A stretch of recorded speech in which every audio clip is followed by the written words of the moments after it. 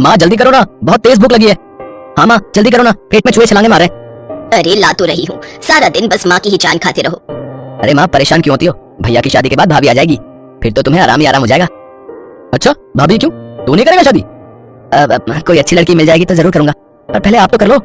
हाँ हाँ मैं भी देखूंगी, बीवियों के आने के बाद तुम दोनों उन्हें कितना परेशान कर पाते हो। हाथ में सब्जी का डोंगा लाते हुए उमा ने कहा, तो उसकी बात सुनकर उसके दोनों बेटे मुस्कुराने लगे। इसके बाद सुशील और अनिल दोनों उंगलियां चाट चाट कर खाना खाने लगे और फिर अच्छा एक बात और है माँ, तुम्हारे हाथों का जो स्वाद है ना वो कहीं और नहीं। रहने दे, बड़ा आया, जब तेरी बहू आ जाएगी तब पूछूंगी कि किसके हाथों का स्वाद ज्यादा अच्छा है।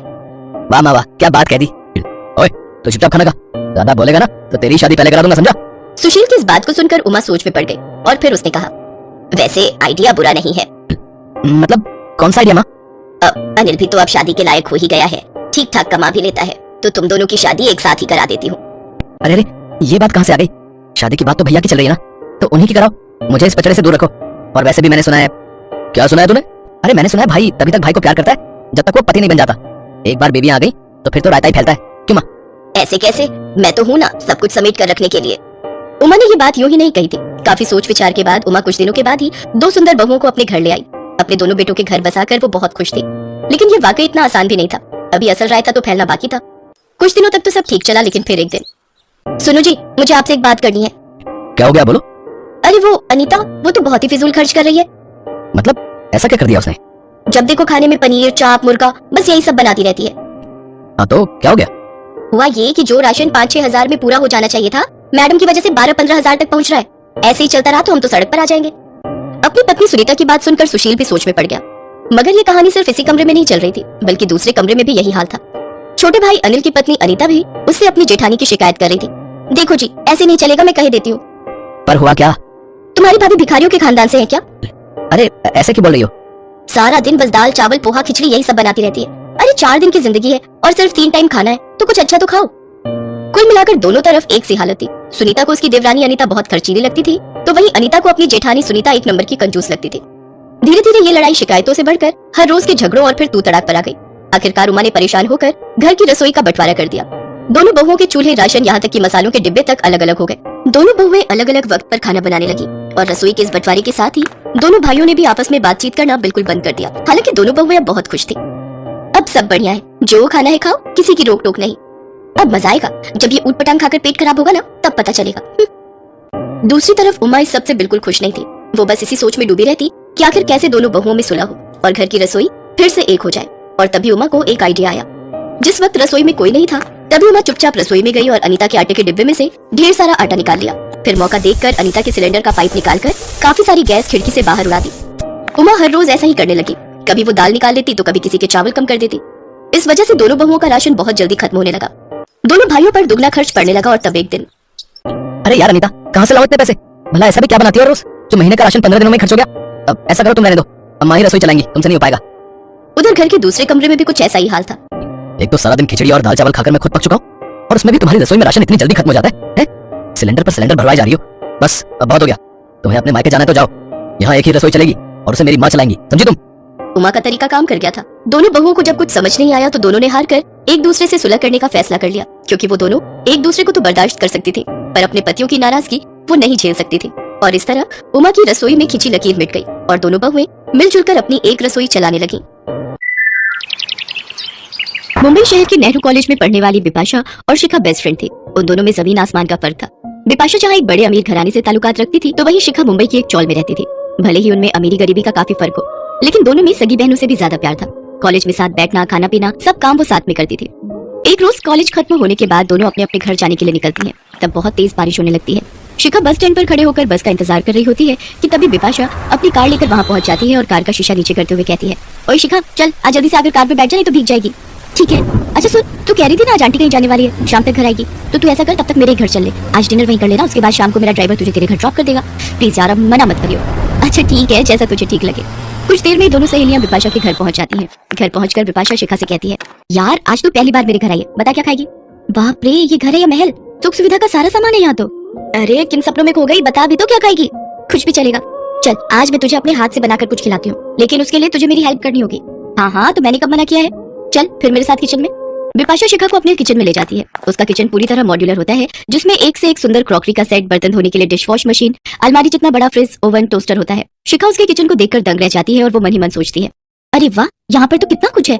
आज तक जिन चीजों के बारे में सिर्फ सुना था, आज उन्हें अपनी आंखों से देख भी लिया। ओहो, अब तो फिर कहाँ से खो गई यार? कब से पूछ रही हूँ क्या खाएगी क्या खाएगी। जो तुझे बनाना आता है बना दे। मुझे तो मैगी बनानी आती है और उसके अलावा कुछ भी नहीं आता। एक काम करती हूँ, हम दोनों के लिए मैगी बना देती हूँ। वो ये कही रही होती है कि तभी बिपाशा की माँ रमोला बाजार से आ जाती है। बिपाशा लाडो, शिखा बेटी आज पहली बार हमारे घर में आई है और तू उसे सिर्फ मैगी बनाकर खिलाएगी।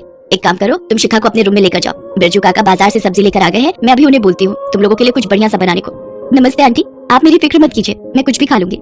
नमस्ते बेटा, ऐसे कैसे कुछ भी खा लोगी? अरे आज पहली बार तुम हमारे घर आई हो तो बिना डिनर किए तो तुम्हें जाने नहीं दूंगी। चलो अब तुम दोनों रूम में बैठकर बातें करो, मैं नौकरों से कहकर डिनर रेडी करवाती हूँ। कुछ देर बाद रमोला नौकर के हाथ उन दोनों के लिए स्नैक्स में पास्ता, जूस और कबाब भिजवाती है और फिर डिनर में शाही पनीर, फ्राई गोभी, बूंदी रायता, सलाद और मीठे में खीर और गुलाब जामुन परोसती है। इतना लाजवाब खाना शिखा ने आज तक नहीं खाया होता। वो भरपेट डिनर करती है और उसके बाद बिपाशा का ड्राइवर उसे उसके घर ड्रॉप कर देता है, जहाँ शिखा की माँ लता उसका इंतजार कर रही होती है। अरे बेटा आ गई, अच्छा हुआ जो तू बिपाशा के घर चली गई थी। मैं भी बारिश में भीगते भीगते बस अभी घर पहुंची हूँ। जहाँ गई थी वहाँ भंडारा हो रहा था तो वही लेकर आई हूँ। चल अब तू हाथ मुंह धो ले, फिर पूरी छोले खाकर सो जाएंगे। माँ आप खा लो, मैं बिपाशा के घर से डिनर करके आई हूँ। अच्छा ठीक है। अरे ये क्या, बारिश में पूरी थोड़ी भीग गई है तो मैं इन्हें थोड़ा सेक लेती हूँ। बहुत देर तक लकड़ियां और उपले लगाने के बाद लता के घर का चूल्हा जलता है। एक कोने में बैठी शिखा ये देखकर मन ही मन सोचती है, कितना फर्क है अमीर और हम गरीब की रसोई में। जहाँ अमीर को खाना गर्म करने के लिए सिर्फ ओवन का स्विच ऑन करना होता है और झट से खाना गर्म हो जाता है, तो वहीं गरीब को रोटी सेकने के लिए भी कितनी जद्दोजहद करनी पड़ती है। फिर उसकी नजर अपने घर की रसोई में रखे डिब्बों पर जाती है, जिनमें मुश्किल से ना के बराबर राशन होता है। एक और अमीरों का घर होता है जिनकी रसोई में दुनिया भर का सामान है, जहाँ ये समझ नहीं आता कि क्या खाएं और क्या नहीं। और एक और है ये हम गरीबों की रसोई। ऐसे ही वक्त बीतता गया। शिखा पढ़ाई में काफी अच्छी थी और वो अक्सर पढ़ाई में बिपाशा की मदद किया करती थी। बिपाशा और शिखा के एग्जाम आने वाले थे। शिखा अक्सर कॉलेज खत्म होने के बाद बिपाशा की पढ़ाई में मदद करने के लिए उसके घर जाया करती थी।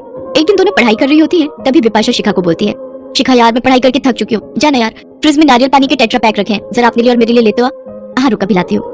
इसके बाद शिखा किचन में जाती है और फ्रिज खोलती है तो देखती है उसमें ढेरों सामान जैसे cold drink, chocolate, juice, fruits और भी बहुत कुछ रखा हुआ होता है। अरे बाप रे, ये फ्रिज तो किसी अलमारी से भी बड़ा है और इसमें इतना सारा सामान। ये तो ऐसे लग रहा है जैसे किसी मॉल की कोई बड़ी सी दुकान हो। इसमें तो दुकान की तरह कितनी सारी चीजें रखी हुई हैं खाने पीने की, और एक हम गरीबों के घर की रसोई है जिसमें फ्रिज के नाम पर एक पानी का मटका ही रखा हुआ होता है। ये सोचकर शिखा फ्रिज में से नारियल पानी लेती है और चली जाती है। फिर शाम को रमोला अपने कुक से कहती है, सुनो बिरजू, आज खाने में चिकन कोरमा, कढ़ाई पनीर, बूंदी रायता, लच्छा पराठा और बटर नान बना देना, और हाँ मीठे में गुलाब जामुन और रसमलाई रख देना। जी मालकिन। और मालकिन जो दोपहर का खाना बचा है उसका क्या करना है? अब हम बासी खाना थोड़ी ना खाएंगे, उसको तुम फेंक देना। वहीं खड़ी बिपाशा और शिखा रमोला की सारी बातें सुन रही होती हैं। शिखा बेटा डिनर रेडी हो रहा है, तब तक तुम दोनों अपना स्टडी कंप्लीट करो, फिर हमारे साथ ही डिनर कर लेना। जी आंटी। बिपाशा के घर पर पढ़ाई खत्म करने के बाद शिखा उनके साथ डिनर करती है और फिर अपने घर चली जाती है, जहाँ पहुंचकर वो देखती है कि उसकी माँ बड़ी देर से चूल्हा जलाने की कोशिश करती है और फिर जाकर उसके घर का चूल्हा जलता है। फिर जब उसकी माँ रोटी बनाने लगती है तो देखती है कि आटा सिर्फ आज के दिन के लिए ही होता है। ये देख उसकी माँ लता सोचती है, हे राम, ये तो जरा सा ही आटा है। ऐसा करती हूँ, शिखा के लिए रोटी बना देती हूँ और मैं अपने हिस्से का आटा उसके कल के खाने के लिए रख देती हूँ। अपनी माँ की बातें सुनकर शिखा की आंखों में आंसू आ जाते हैं। तभी लता की नजर शिखा पर जाती है। शिखा बेटा आ गई तू, तेरे लिए खाना लगा दूं क्या? नहीं माँ, मुझे भूख नहीं है, आप खा लो। हाँ बेटा, बिपाशा के घर कुछ खाकर आ गई होगी तू, इसलिए तुझे भूख नहीं है। वैसे भी तुझे तरह तरह के लजीज खाने की आदत लग गई है, तो अब इस गरीब की रसोई का खाना कहाँ से पसंद आएगा? ऐसी कोई बात नहीं है माँ, आप देखना एक दिन मैं आपको बहुत सारी खुशियाँ दूंगी। माँ मैं इस अमीर और गरीब की रसोई का फर्क जरूर मिटा दूंगी। अरे क्या हो गया तुझे? कुछ नहीं माँ, बिपाशा के घर में एक वक्त में इतना खाना बनता है कि समझ नहीं आता कि क्या खाएं और क्या छोड़े, और उसके घर पर तो बचा हुआ खाना इतना फेंका जाता है जितना हमारे यहाँ हफ्ता भर चल जाएगा।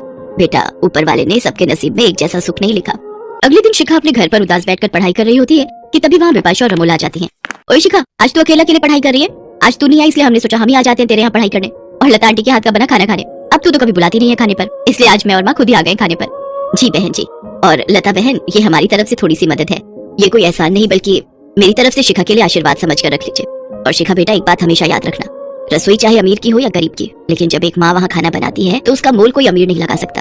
अब चले लता बहन जी, खाना बना ले, मेरे पेट में तो चूहे कूद रहे हैं। हाँ हाँ आइए आइए।